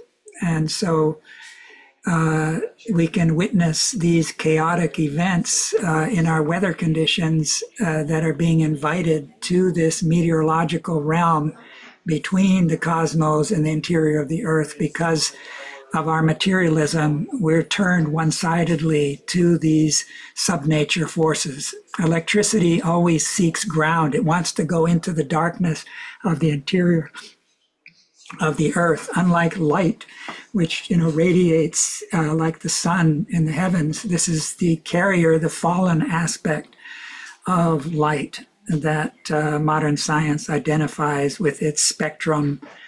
And we need to practice the Goethean science that doesn't just see the quantitative aspect of the outer world, but the qualitative. Head and heart have to work together. The lemniscate is kind of a symbol of magic, and so we can begin white magic by weaving together head and heart forces. That's what Goethe was doing, and Steiner took that up. And the Goetheanum is an expression in its beauty of those two working together. Science and the arts complement each other, head and heart. But he was particularly sad for English-speaking people when that Goetheanum was destroyed, because he says they especially need to witness the spiritual through the sense world to find their way to it. So anyways, I'm deviating from your question, but I think this descent into the azuric beings who are associated with the nuclear force. The more we use these nuclear forces, the quicker the Earth will die, so to speak.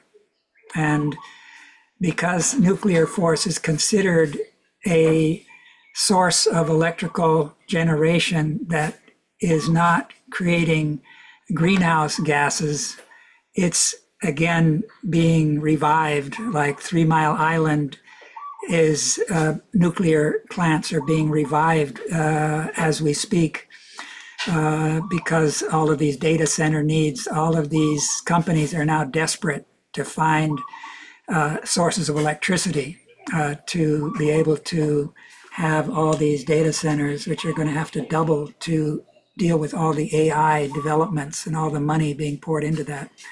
So all these subnature forces are being magnified, and the nuclear force has particularly to do with the azuric, and it's centered in America, sent its waves out, but now nuclear, Iran is trying to get hold of nuclear. China has a great deal of it. Russia, of course, has. Putin is threatening nuclear. So that's the next big danger, is that somebody starts off using whether it's mini nukes or whatever, and this will strengthen the power of the azuric being, which is connected with this black magic and these kind of azuric and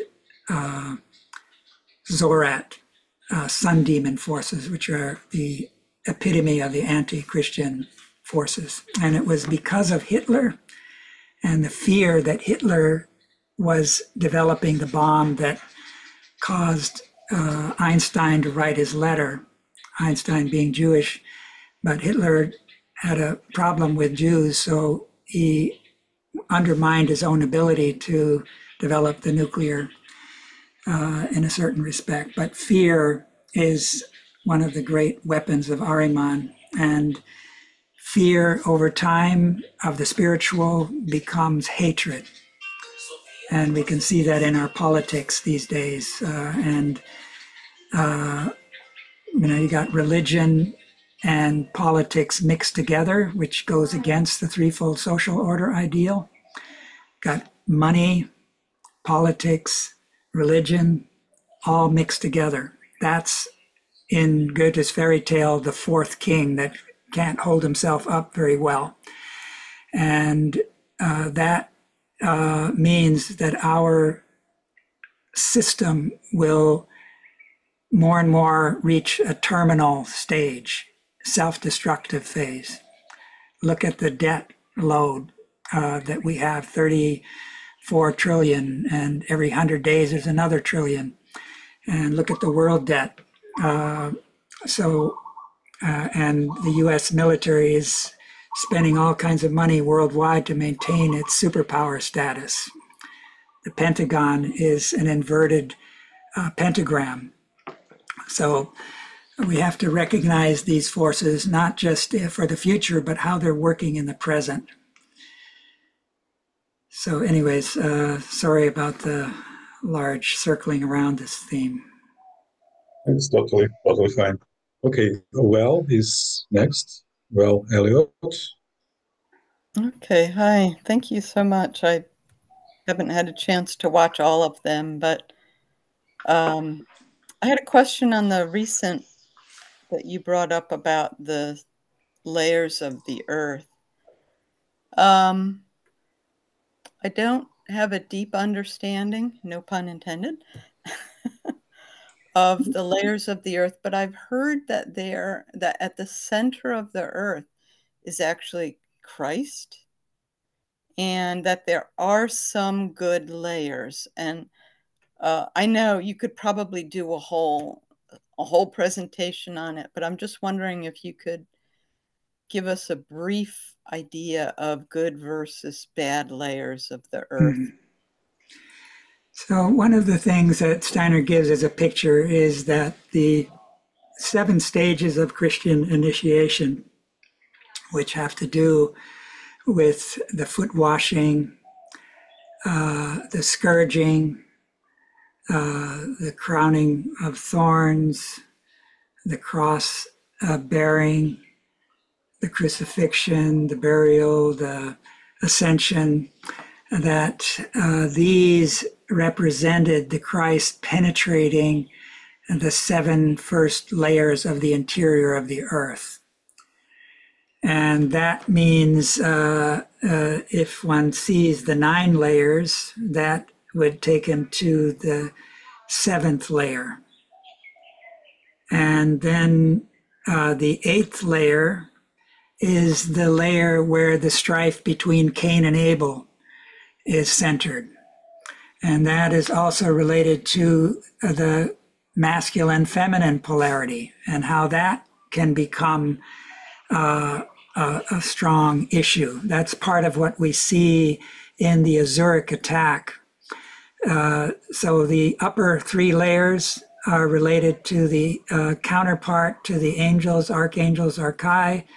The middle 3 layers to the unholy trinity counterpart to the exousiae, dunamis, kuriodities, and at the 3 core layers is the counterpart to the Father God, so to speak, the beings who are the first hierarchy, the seraphim, cherubim, and thrones. So we have in old Saturn, the thrones were the one who laid the foundation for the physical body through a great sacrifice. On the old sun, it was the kuriodities who made a sacrifice of their own to lay the foundation of our etheric body. So the physical body is the oldest. It's in its 4th stage now. The etheric is in its 3rd stage. On the old moon, it was the dunamis, the spirits of movement, who gave the foundation for our astral body. And again, through a great sacrifice. So on earth, it's the spirits of form who make the great sacrifice to lay the foundations for our ego development. And during the course of the earth, in the Hyperborean stage, the 6 of the 7 Elohim departed with the sun. The earth, sun, moon, planets were still in a nebulae condition. But the sun was withdrawn because these beings needed a faster evolution. So they took the sun out of that nebulae condition. Later, the other planetary spheres began to separate. Earth and moon were still united. And Yahweh, who is the 7th Elohim, stayed united with the earth moon. And in the Lemurian period, where there was a great crisis, where the human beings were one-sidedly under the influence of these hardening influences of the earth. So the Yahweh being took the moon and separated it from the earth. I mentioned last time that was in the Pacific region. It left the great wound, the ring of fire. And that then created a balance between the sun and the moon. So souls had stopped being able to incarnate because the bodies were becoming like statues through the hardening forces that the moon within the earth represented. And by taking those out, souls could again begin to incarnate. So the story of Adam and Eve, they were the strongest souls who could still hold on while the rest of humanity went into the planetary spheres and then later came back. And that's why we have the 7 root races, is they came back from different spheres. And you have then the Yahweh being, he's preparing the physical body for the entry of the 6th Elohim, which entered at the baptism in the Jordan. That's when the 6 solar Elohim, the Christ, entered. We need to remember they are the ones who sacrificially now bring the ego. But Yahweh is like the great cosmic cross bearer, because the moon is what protects us from this 8th sphere that I just spoke of earlier, which is a false heaven that Lucifer and Ahriman are trying to create as a counter evolutionary thrust. So at the center of the earth is an organ that is related to what in our human head is the pineal gland.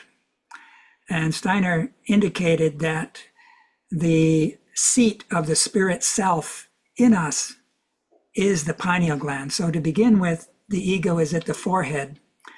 But as we purify the soul and make it more like the Sophia being, the Sophia can then begin to incorporate in us. The world soul can incorporate in us, and through that give birth to the Christ. So as he says, we need the Sophia, the wisdom of Christ. And the Christ penetrated to that 7th layer through this these 7 stages of Christian initiation. The 6th layer, where the conflict between Cain and Abel was redeemed through the raising of Lazarus. And that has to do with the fact that, as Steiner began to tell in his very last address, he was hoping, that was on the 28th of September, 1924, he had hoped to get the second part on Michaelmas Day, but he was too ill to do it. So he shared with his physicians, and they shared some of what he had intended. But what the gist of it is that the soul of John the Baptist was beheaded. We know of the dance of Salome, and seduced the king, Herod, and asking, he was ready to give up to half of his kingdom. And she then ran to her mother, what should I ask for? And she said, the head of John the Baptist. Delivered on a silver charger. Herod would never have done this on his own because he had a certain admiration for John. He knew he was highly looked upon by the Jews. And so this is the anti-Grail theme. And so when the interior of the earth were dealing with the mystery of evil, so John the Baptist then becomes a kind of group soul overlighting the disciples. And both of his parents were of the priestly stream. That's Zacharias and Elizabeth. And that he had served Yahweh at the baptism. So he was oriented to Yahweh, whose countenance was Michael at that time, Michael working as a night spirit. He helped to lead Michael from a night spirit to a day spirit by the Christ raising Lazarus from the dead and incorporating into Lazarus John the Baptist. And John the Baptist and Lazarus together, they were both around 30 years old. They lived to be over 100 years old in that shared incarnation, wrote the Gospel of John, the book of Revelation, the epistles that are attributed to him, and the only disciple that was beneath the cross and underwent another initiation there. Behold, this is your son. And to Mary, behold, or to him, behold, this is your mother. And he took her into his own home. And so you have the secret of the book of Revelation is that this is the author of the book of Revelation, is this one who heals the rift between Cain and Abel and allowed the Christ, as he penetrated the earth with the mystery of Golgotha, to bridge from the 7th layer to the 9th layer, which is the macrocosmic counterpart to the pineal gland. So since then, the earth is shining from within. and the aura of the Christ's second coming is anchored there. So the earth is on its way to becoming a sun. And Steiner speaks of this in a conversation. In fact, the 28th conversation he had with Countess Kaiserling on his last Pentecost event on Earth, when he was giving the agricultural course. She was clairvoyant and had abilities to see things on this imaginative level. So she would do her own research, and then she would have kind of Parsifal questions for him. And on this particular occasion, she had followed Helderlin. She noticed that certain souls, instead of ascending to the moon sphere and the planetary spheres after death, descended into the interior of the earth. She followed this Helderlin. And so she asked, she researched on it and found that in some of the ancient writings, it was said that the center of the earth is of gold.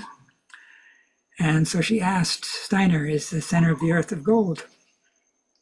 He said, yes. And we know from Steiner's other writings that the plants who have their collective ego on the lower Devachan, the lower heavenly region, when they receive the light, this is the etheric light, they receive it into their flowers. They have this selfless love that we can look up to as a grail symbol. And they transmit it through their stem and through their roots. And it goes to the center of the earth and accumulates there. So their common ego is at the center of the earth. And when you hear Mary Magdalene seeing Christ as the gardener, he's the great sun spirit. He is the macrocosmic gardener that has now come down to earth. And he has an affinity to the plant realm. So when in the Hyperborean stage, the sun left the earth, they left the plant kingdom behind as an expression of the etheric. And so at the center of the earth is an organ where the sun demon also has his center. So it's at the center of earth, there's a battle, and it corresponds to a battle at the pineal gland that each of us have in our heads. And if we take up the etherized blood of Christ, then this organ in our heads can shine and create an aura, Steiner says, that's like a golden aura that can reach up to the heart. And there's a counterpart to that, he says, in the etherization of the blood in the macrocosm. And he said the Rosicrucians investigated this very carefully. So at the center of the earth is an organ where both the sun demon and the Christ have an anchor. And it's also where the center of gravity of the earth is, and where magnetism is generated, which we know has an Ahrimanic side to it. Yet we have magnetic fields that protect us from cosmic radiation. So we have to see all these things together. And so the picture then is there's a battle at the center of the earth that corresponds to the battle at the center of the head. And this battle at the center of the head is related to the day-night rhythm. And so we need to work with the morning and evening forces, Steiner says. Those are related to what in the cycle of the year is spring and fall, Easter and Michaelmas, and balance out the night and the day, because Lucifer is related to the night forces, Ahriman with the day forces, and they try to polarize them so there is no middle. So we need to work with that twilight, morning and evening. That's the best time to meditate, best time to connect with the angel, take questions with us in the night and receive answers in the morning, etc. But as I said earlier, what is one day-night rhythm for us is a yearly rhythm for the macrocosmic sun spirit, which is the Christ. And that's where we need to work with the cycle of the year and these 4 festivals, which are gateways to the mystery at the center of the earth. So the Christ has brought the sun forces to the center of the earth. The etheric aura around the earth is anchored at the center of the earth, but the sun demon and certain backward brotherhoods who work to amplify these adversarial forces, the materialism of science is Ahrimanic, etc. Those all work to empower the sun demon. So there's a great battle at the center of the earth, but we're all involved in it. And I believe when we learn to celebrate the festivals, which can involve bringing all of the arts together, when that spirit of celebration is brought to life, that can spread, that can create enthusiasm, and that will draw the hierarchical beings into our midst and creating little circles, little sun circles, where 2 or 3 are gathered and celebrating these festivals in whatever way we can. That's the key to redeeming those interior of the earth forces and have that sun that will create the New Jerusalem that we have to co-create can unfold greater power.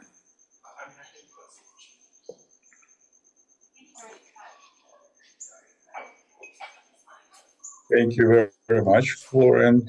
So, dear friends, I think we have good time to conclude our meeting. And we send the best wishes for your Michaelmas experience. And please feel free and mute your machine to say big thank you to Florian. And Florian, we're waiting for part number 5 of this. So thank you so much. Thanks, Florian. Oh, thank you all for your patience. Thank you. Thank you. Thank you so much. Thanks so much. Very much. Very, very welcome. Very enlightening. Thank you. All the best for Michaelmas and beyond. And You're from Australia. Ah. Yeah, so you're looking at the seasons from the other pole. That's the southern pole. There's a picture, let me just bring that up, is Friedrich Benisch kind of was one of the people who studied this. I visited him in New York about several times. He was a geologist and he was a linker for the Christian community that Rudolf Steiner founded. And he was very much of a scientist and traveled around the world. But he took up Steiner's indication that the earth is related to the head. And so if you look at the continents, they have a triangular chin-like shape to them. And so, of course, the earth, through the continents and the continental drift and the fall of humanity, has become a distorted figure of itself with the fall of humanity, but it's related to the human head. And so the chin is related to the legs, and the sort of upper jaw more to the arms, etc., and the eyes. And so we can, down under is related to the will, in a sense. And we need to work in a different way there. But ultimately, we all can try to do both, celebrate the festivals in, like with this, bringing Raphael and Michael together. Thank you very much. Okay, thank you, friends. Thank you, Florian. Okay, goodbye. You're welcome. Bye-bye. Thank you. Thank Blessings. Thank you, everyone. Blessings.